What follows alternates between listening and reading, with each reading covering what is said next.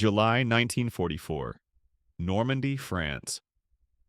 Lieutenant General Omar Bradley sat inside his headquarters, staring at casualty lists that no longer shocked him. The numbers were too large now. Entire battalions erased. Companies were rebuilt 3 times. Infantry divisions losing men faster than replacements can arrive. This was not supposed to happen. 6 weeks after D-Day, the American army was still trapped in Normandy, fighting yard by yard, hedge by hedge, dying in terrain that favored defenders and punished movement. And Bradley knew why. The invasion plan had depended on a single assumption. That assumption had failed. The promise. Before June 6, 1944, the Allied invasion of Europe rested on one unforgiving principle: speed. The landings alone would not win Normandy. Survival depended on how fast the Allies could move once their boots were on French soil. Every hour gained meant German confusion. Every hour lost meant German reinforcements, German armor, and German counterattacks. Within that plan, one objective mattered more than any other. Caen, British and Canadian forces landing on the eastern beaches, Sword, Gold, and Juno, were given a mission that overshadowed all others: capture the city of Caen and break inland immediately. This was not a secondary goal, and it was not optional. Caen was the hinge on which the entire invasion turned. Caen was not symbolic. It was not political. It was operational. The city sat astride the main road network of eastern Normandy. Whoever controlled Caen controlled movement. Roads radiated outward toward Paris, toward Falaise, toward the open plains of France. Beyond the city lay rolling, unobstructed terrain, ground made for tanks, mobile warfare, and rapid exploitation. This was tank country, the exact environment in which Allied armor and air power would dominate. If Caen fell quickly, the Allies would not be trapped. They would surge forward, deny the Germans time to react, and turn the invasion into a breakout before the enemy could stabilize the front. Field Marshal Bernard Montgomery understood this. At least, he said he did. In the final planning conferences before D-Day, Montgomery assured General Dwight D. Eisenhower that Caen would be taken on D-Day itself. Not the next morning, not within a week. That night.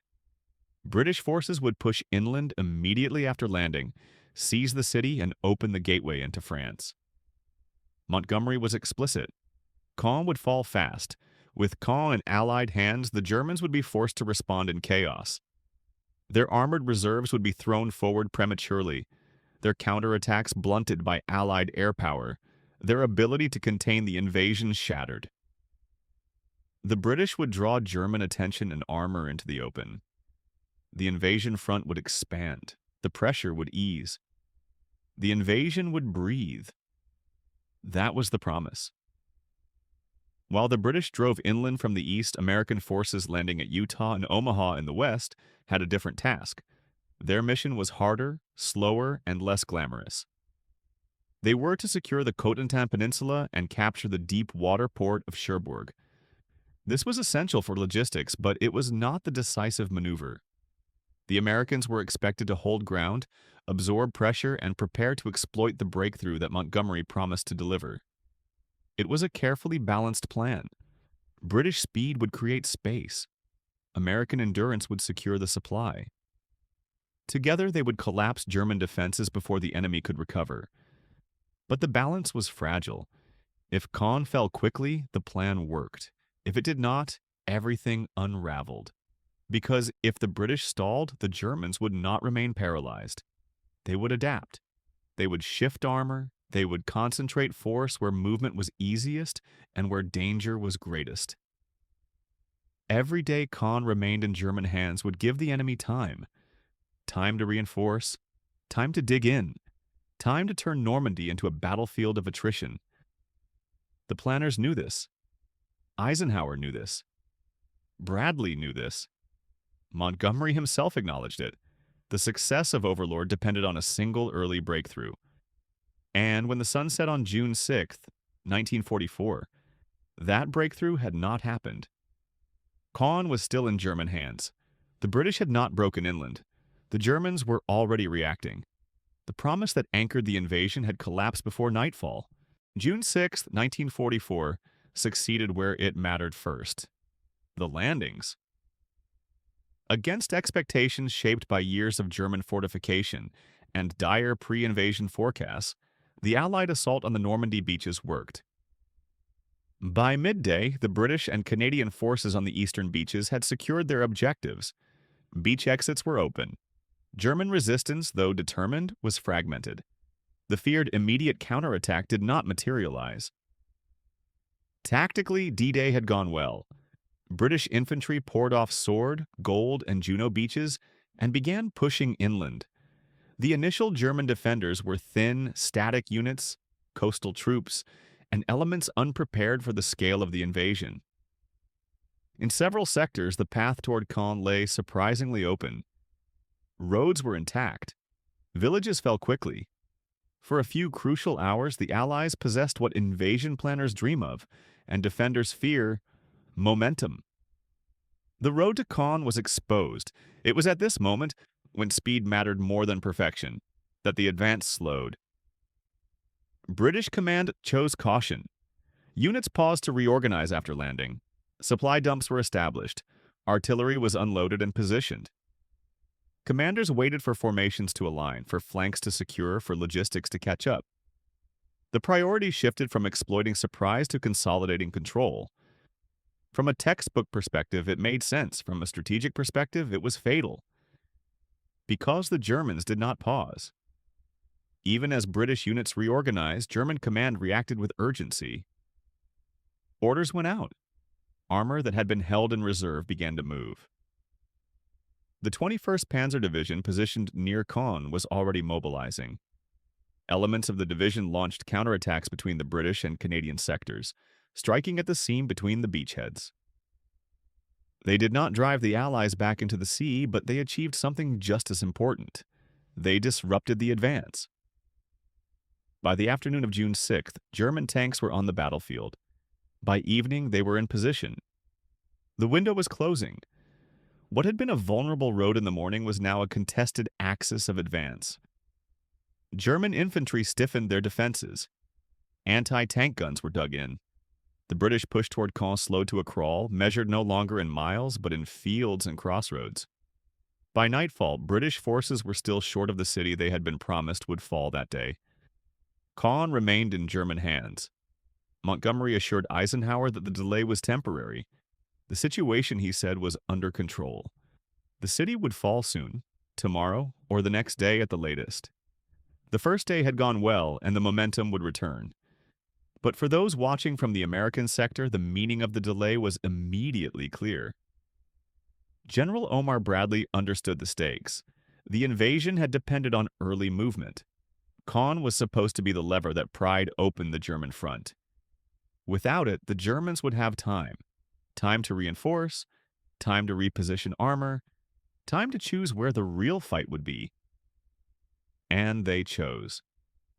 With Caen still holding, German command could concentrate its attention eastward.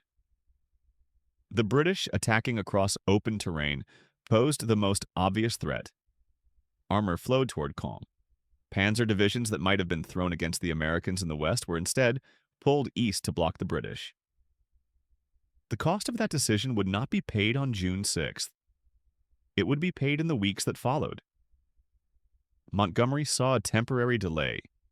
Bradley saw a strategic disaster in the making, because the moment that had been lost on the first day would never return.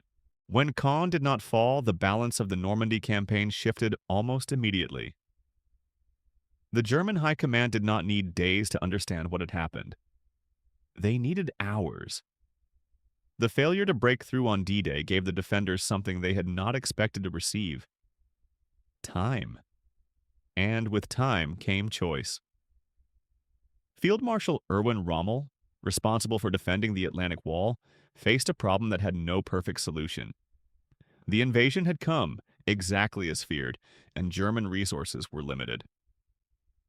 The Panzer divisions, the only formations capable of restoring the situation, were few in number and scattered across France. They could not be everywhere at once. Wherever Rommel committed them would become the decisive battlefield. He had to choose. To the east, British and Canadian forces were pushing toward Caen across relatively open terrain. The countryside there favored armored maneuver. If the British broke through, they could exploit rapidly, threaten Paris, and unravel the German defense of northern France. A British breakout at Caen would be catastrophic. To the west, American forces were advancing through the Bocage. That terrain was a nightmare for attackers and a gift to defenders. Ancient hedgerows turned every field into a fortress. Tanks could not maneuver.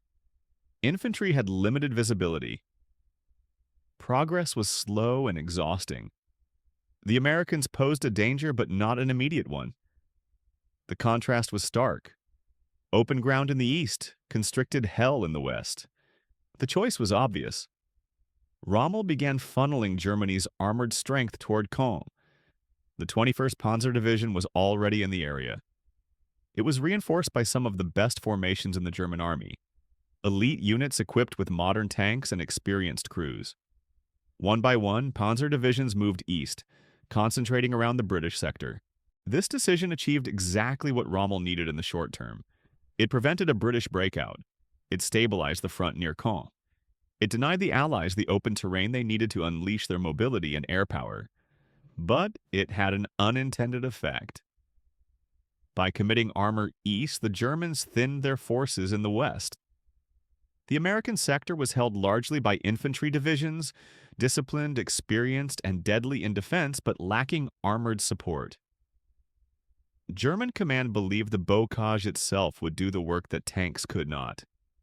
They assumed the Americans would continue to grind forward slowly, paying in blood for every yard. They were right, but that success carried a cost that only the Americans would pay. The German decision spared the beaches from a massive armored counterattack. The feared drive to the sea never came. The invasion survived its most vulnerable phase. But survival did not mean freedom of movement. It meant stagnation.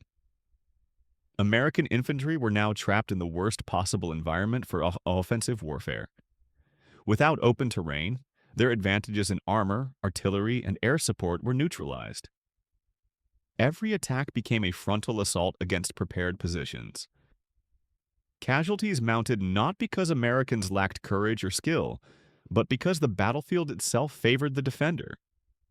While British forces fought German tanks near Caen, American soldiers fought hedgerows. They advanced into machine gun fire they could not see. They crossed fields pre-registered by German mortars. They attacked positions that could not be flanked. The German armor that might have counterattacked the beaches was instead holding the British in place. That reality would later be presented as a strategy. At the time, it was simply a necessity. The consequence no one had planned for was this. By holding Caen, the Germans created two very different wars in Normandy. One was an armored struggle in the east, the other was an infantry slaughter in the west. The beaches had been spared. The American infantry had not. Western Normandy was never designed for modern war. Long before tanks, artillery, and aircraft existed, the land itself had been shaped for agriculture and defense. Over centuries, farmers had carved the countryside into small, irregular fields, each one bordered by thick hedgerows grown atop earthen banks. By 1944, these hedgerows had become something far more dangerous than fences. They were fortifications.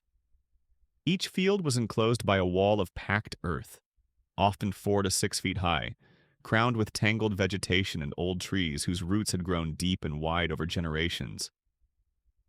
These roots were so dense they could halt a tank cold. When American armor attempted to climb the embankments, the vehicles tilted upward, exposing their thin underbellies. Perfect targets for German anti-tank guns and Panzerfaust teams waiting in concealment. The Bocage erased distance. It erased visibility. It erased momentum. Every advance was visible the moment it began. As American infantry crossed open fields, they were silhouetted against the sky, exposed to defenders who could see without being seen. Every approach was covered. German machine gun nests were positioned to rake the narrow gaps between hedgerows. Mortar teams, hidden beyond sight, dropped shells with deadly precision onto routes the Americans had no choice but to use. Every breakthrough was temporary. Even when a unit succeeded in clearing one hedgerow, there was another waiting just 100 yards ahead.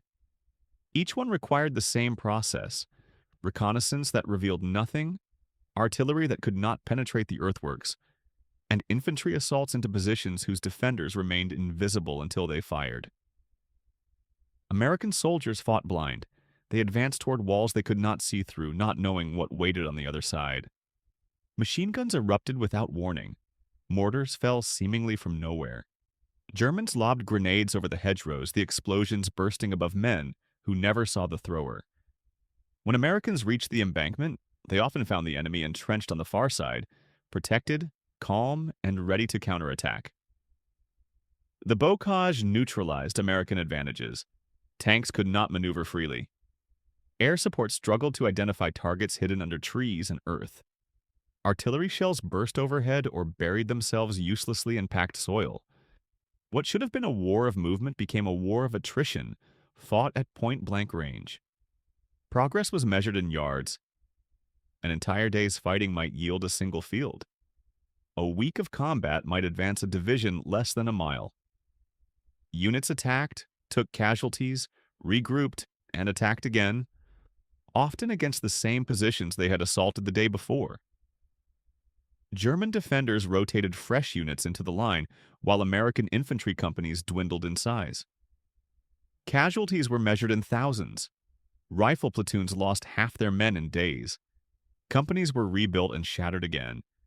Regiments bled themselves white capturing ground that looked no different from what they had left behind. Soldiers learned deadly lessons under fire, lessons paid for in blood, about hedgerow fighting, coordination, and survival. Morale suffered, but discipline held. The Americans adapted as best they could, improvising new tactics and modifying equipment, but adaptation took time, and time in the Bocage was purchased with lives. This was not the battlefield the invasion planners had envisioned. Normandy had become a grinder, slow, brutal, and unforgiving. The Bocage favored the defender, punished the attacker, and consumed infantry at a terrifying rate. And until the front could break open, this was the war the American soldier was forced to fight. The failure to seize Caen on D-Day did not end British efforts to break through. Instead, it marked the beginning of a pattern, one that would define the eastern half of the Normandy campaign. Montgomery attacked again, and then again. Each time he promised that the next blow would be decisive. Each time, it was not. By mid-June, it was clear that Caen would not fall quickly.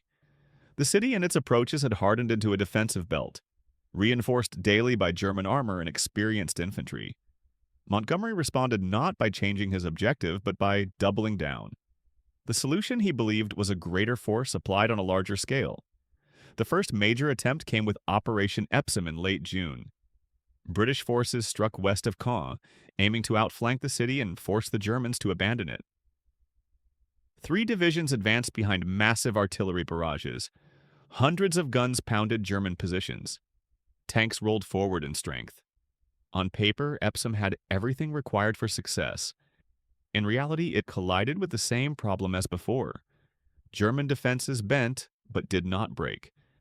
Panzer divisions counterattacked aggressively, striking exposed flanks and threatening to encircle the advancing British units. Progress slowed to a crawl. After days of heavy fighting, British forces held a narrow salient across the Odon River, but they could not exploit it. The offense stalled. Montgomery ordered his troops to dig in. Caen remained in German hands. Weeks passed. Casualties mounted. Pressure from Allied leadership increased.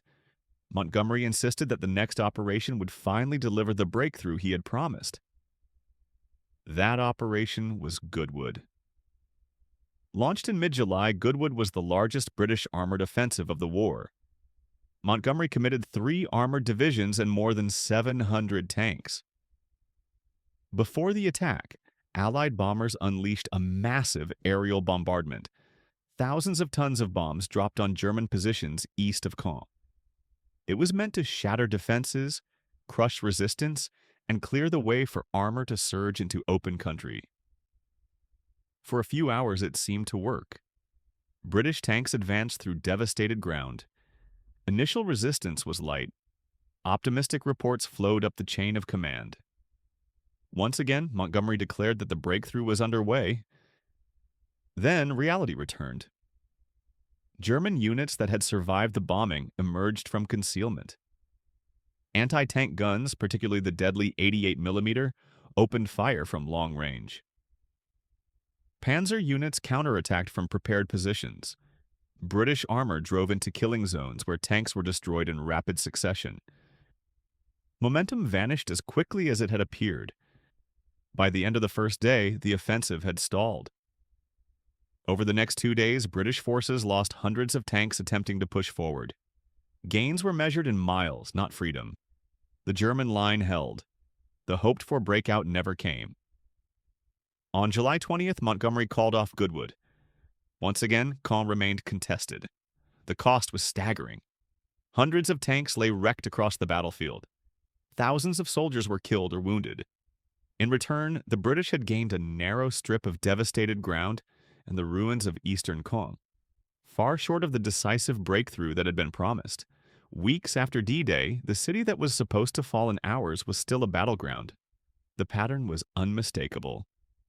An overwhelming force was promised, an overwhelming force was expended.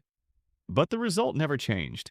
Each failed offensive bought time for the Germans to adapt, to reinforce, and to hold. And while British armor burned in the east, American infantry continued to bleed in the west, trapped in the Bocage and waiting for a breakthrough that never came. Montgomery attacked again and again, and Caen still stood. Only after repeated failure did the explanation begin to change. As the weeks dragged on and Caen remained stubbornly contested, Montgomery's public narrative shifted. What had once been presented as a clear promise of rapid breakthrough was now reframed as something else entirely. The delay, Montgomery claimed, had not been a failure. It had been intentional. The battles around Caen, he now argued, were never meant to break through at all. Their real purpose was to draw German armored forces east and hold them there. This, Montgomery said, had been the plan from the beginning. According to this new version of events, British forces were deliberately fixing German panzer divisions in place, absorbing their strength while American forces prepared their own breakout in the west. The fighting around Caen was recast as a calculated sacrifice, attritional battles designed to pin the enemy and shape the battlefield. American casualties in this telling were an unfortunate but expected part of a larger design. It was a neat explanation, and it was politically convenient, but it was not supported by the record. The documents told a different story. Pre-invasion plans, operational orders, and Montgomery's own communications before and immediately after D-Day made one thing clear. Caen was meant to fall quickly. It was not described as a holding action. It was not framed as an attritional battle. It was explicitly identified as a breakthrough objective, one that would open the front and allow Allied forces to exploit into open terrain. Montgomery had promised Eisenhower that Caen would be taken on D-Day itself. He repeated that assurance to subordinate commanders. British operational orders emphasized speed, exploitation, and rapid movement inland. There was no language suggesting that weeks of grinding combat were desirable or intentional. This was not designed. It was improvisation after the collapse. As each offensive failed, Epsom, then Goodwood, the explanation shifted further. What had once been temporary delay became necessary attrition. What had once been a missed opportunity became a strategic success, retroactively defined. Montgomery's narrative adapted as events forced it to. The Americans noticed, Bradley noticed, Patton noticed, Eisenhower noticed. They had read the same plans. They had heard the same promises. They understood that the campaign unfolding in Normandy bore little resemblance to what had been presented before June 6th. Yet publicly contradicting Montgomery was impossible. The Allied coalition depended on unity. A public dispute between senior commanders would have been a gift to German propaganda and a danger to the alliance itself. So the new story was allowed to stand. Outwardly, Eisenhower accepted Montgomery's explanation. Inwardly, he adjusted. American commanders began planning on the assumption that the British would not deliver a breakthrough. Responsibility for ending the stalemate shifted westward, whether Montgomery admitted it or not. Montgomery's revised narrative did more than protect his reputation. It allowed him to claim credit for successes that had not yet occurred. When American forces eventually broke out, the groundwork had already been laid for Montgomery to argue that this outcome was the result of his strategy all along. But the sequence mattered. The story changed only after failure became undeniable. The explanation emerged only when the original promise could no longer be defended. History would later debate intentions and interpretations, but at the time, those fighting in Normandy understood the difference between a plan and a justification. The battles around Caen were not executed as a calculated deception. They were fought as desperate attempts to achieve an objective that had slipped out of reach. What followed was not a master plan unfolding. It was damage control, written after the fact. By late July, Omar Bradley had reached a conclusion he could no longer avoid. Waiting was killing his army. For weeks, American forces had been locked in the Bocage of western Normandy, advancing yard by bloody yard while German units, freed from pressure elsewhere, concentrated against them. The original Allied balance had failed. Caen had not fallen. The British breakthrough had not come. And every day the stalemate continued, American casualties climbed. Bradley stopped waiting. Operation Cobra was not born from opportunity. It was born from necessity. If the American army was going to survive Normandy, let alone win it, it would have to break out on its own without relying on events in the east. The plan was brutally direct. Instead of maneuvering through the hedgerows, Bradley would smash a hole straight through the German line. Air power would do what infantry and armor could not. Hundreds of heavy bombers were assigned to pulverize a narrow sector of the front near St. Lo, targeting German defenses with overwhelming force. On July 25th, the sky darkened. Allied bombers roared overhead in waves, dropping thousands of tons of explosives. The ground shook. German positions were obliterated. Units were stunned, disorganized, or wiped out entirely. The cost was not one-sided. Tragic bombing errors struck American troops as well. But when the smoke lifted, the German line was no longer intact. It was broken. American infantry moved forward immediately. This time, there was no hesitation. Lessons paid for in blood were finally applied. Engineers and tank crews had modified Sherman tanks with welded steel blades, crude, brutal devices that could punch through hedgerows instead of climbing over them. The Bocage, once an advantage for the defender, began to give way. Resistance collapsed unevenly. Some German units fought desperately. Others simply vanished. Command and control disintegrated as communications failed and reserves could not respond in time. For the first time since D-Day, American forces were moving faster than the Germans could react. And when the gap opened, Bradley did not pause to consolidate. He unleashed George Patton. Patton's Third Army had been held back, waiting for exactly this moment. Once released, it surged through the breach like a flood. Armor, infantry, and motorized units poured south and west, bypassing strong points, encircling enemy units, and driving deep into German rear areas. This was the war of movement the Allies had been trying to reach since June. Speed replaced attrition. Momentum replaced stalemate. German defenses unraveled under the pressure. Units meant to fight set-piece battles were suddenly forced into chaotic retreats.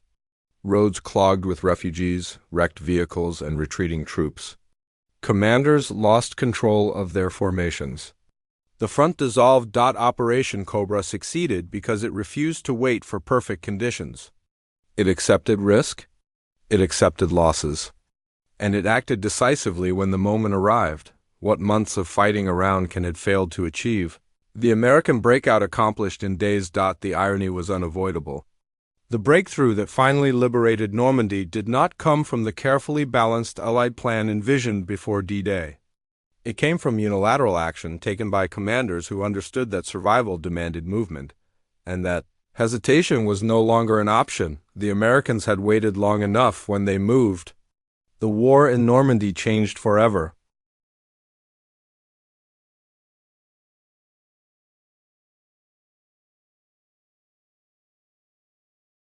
George Patton understood something that weeks of fighting in Normandy had painfully obscured. Modern armies survive by moving. Stagnation was death. Consolidation invited counterattack. Pauses gave the enemy time to recover. So when the breakout came, Patton did not slow down to tidy the battlefield. He did not wait for perfect supply lines or neatly aligned flanks. He moved. Once unleashed, the Third Army surged forward with a violence of motion the Germans could not match. American armor poured through the shattered front and into open country, the terrain the Allies had been trying to reach since D-Day. Here, tanks could maneuver freely, roads led somewhere. Fields were no longer boxed in by hedgerows. For the first time, speed became a weapon in itself. German lines began to unravel almost immediately, units that had been trained to fight. Deliberate. Defensive battles suddenly found themselves flanked, bypassed, or surrounded. Orders came too late or not at all. Communications collapsed as headquarters were overrun or forced to relocate in haste. What had been an organized retreat quickly became something else entirely. Route. Patton refused to give the Germans time to re-establish coherence. When resistance stiffened, he did not stop, he went around it. When towns were defended, he bypassed them and cut the roads behind them. Enemy units woke up to discover that the front was no longer in front of them. It was everywhere. In 2 weeks, Patton advanced farther than some Allied armies had moved in 2 months. The contrast was stark. Where Normandy had been defined by attrition, this new phase was defined by momentum. Casualties did not disappear, but they dropped. Movement reduced exposure. Speed denied the enemy the chance to prepare ambush or coordinate artillery. Battles were shorter, sharper, and decisive. The longer soldiers stayed in one place, the more likely they were to die. Patton's advance proved the inverse was also true. The war changed because maneuver returned. German commanders were forced into impossible choices. Hold ground and risk encirclement, or retreat and lose everything. Fuel shortages, already severe, became catastrophic as supply depots were captured intact. Vehicles were abandoned. Heavy equipment was destroyed by its own crews to prevent capture. The German army in the West began to hemorrhage combat power faster than it could be replaced. Speed created psychological collapse as much as physical defeat. American columns appeared where the Germans did not expect them, at times they thought impossible. Panic spread along roads choked with retreating troops. Rumors moved faster than orders. The sense of control so essential to command evaporated. For Allied soldiers, the effect was just as profound. After weeks of grinding, close-range combat, they were finally advancing instead of surviving. They slept in new places every night. The enemy was retreating, not digging in. Initiative had shifted decisively, and with it morale. Patton's advance was not reckless improvisation. It was the logical answer to Normandy's bloodletting. Speed did what firepower alone could not. It shortened battles, it saved lives. It broke the enemy faster than attrition ever could. In Normandy, the lesson was written clearly: when armies stop moving, they bleed. When movement returns, they live. The truth of Normandy did not emerge immediately. For months, debates raged, stories were told, and narratives were shaped to fit the needs of commanders and governments. But after the war, the evidence could no longer be ignored. German generals, captured and interrogated by Allied intelligence, confirmed what many American soldiers had long suspected: they had not been fooled. They had not been lured into a trap. They had not been victims of a grand British deception designed to protect American forces. They had responded to real attacks meant to achieve genuine breakthroughs that simply failed. Caen had been held because it had to be held. It was a vital operational hub, a city that connected roads and provided access to open terrain critical for maneuver. German commanders, facing repeated British offensives, committed their panzer divisions, their infantry, and their artillery precisely where the fighting demanded it. Every counterattack, every defensive line was a reaction to tangible threats, not some cleverly designed illusion. The idea that the fighting east of Caen was a calculated sacrifice meant to protect the Americans was, in reality, a story invented after the fact. The consequences of that failure were immense. The delay in capturing Caen disrupted the carefully balanced Allied plan for Normandy. While British forces struggled to break through, American soldiers were trapped in the Bocage, the hedgerow country of western Normandy, forced into a grinding, attritional battle that was neither quick nor fair.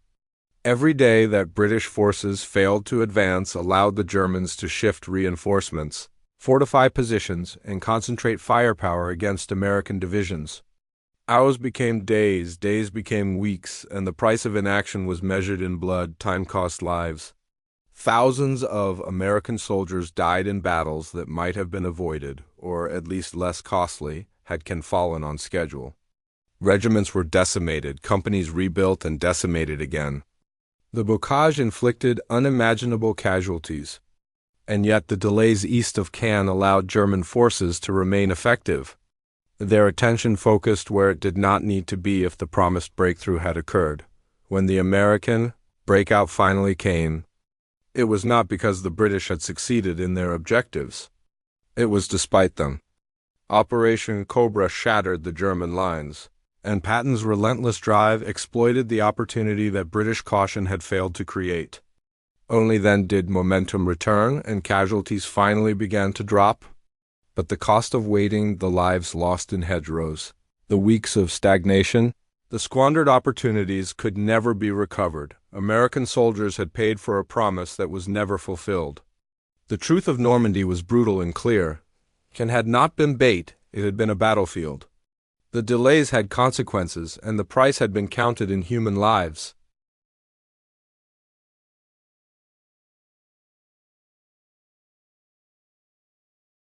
History often praises caution, but Normandy proved something harsher. In war, hesitation kills just as surely as bullets. Caen was not taken on D-Day. Not that week. Not that month. And thousands who never made it home paid the price for waiting. That is the real legacy of Normandy's first 6 weeks. Not victory, but delay.